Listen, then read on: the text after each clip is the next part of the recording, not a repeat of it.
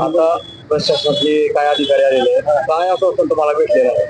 त्या प्रशासनातल्या कर्मचाऱ्यांनी आम्हाला असं आश्वासन दिले की बाबा आम्ही तुमची जी काय मागणी आहे सिव्हिल स्कोर न पाहता सर्व बँकांना कर्ज देण्याचं परिपत्रक काढण्याविषयी ही तुमच्या मागणीविषयी आम्ही मुख्यमंत्री कार्यालयाकडे तुमचं कळविलेलं आहे म्हणलं. तर तुम्ही ते कळवलं असं त्यांनी आम्हाला सांगितले आणि ते पत्र दिलं त्याच्या स्वरूपाचं. आता मुख्यमंत्री कार्यालयाकडून काय याच्यावर कारवाई आहे हे आम्ही आशेनं त्यांच्याकडे पाहू आणि नाही त्यांच्याकडून पुढं काय कारवाई होत असल्या ह्याच्यापेक्षा तीव्र आम्ही उपोषण करू, आंदोलन करू. आणि आता आपण आंदोलन तुमचं थांबलेलं आहे. आता सध्या आपण आंदोलन स्थगित केलेलं आहे.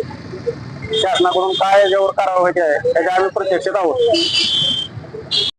दिनांक 19/8 पासून उमरेगाव येथील नागनाथ बोरगावकर याने पीक कर्जाला सिव्हिल नसण्याबाबत त्यासाठी कलेक्टर ऑफिस समोर धाराशिव या ठिकाणी उपोषण सुरू केलं होतं आणि ते उपोषण आज शासनाला कळावं म्हणून कलेक्टर ऑफिसने शासनाला ह्यांचं जे निवेदन आहे जशाल तसं निवेदन शासनाकडे मागणी केली आहे.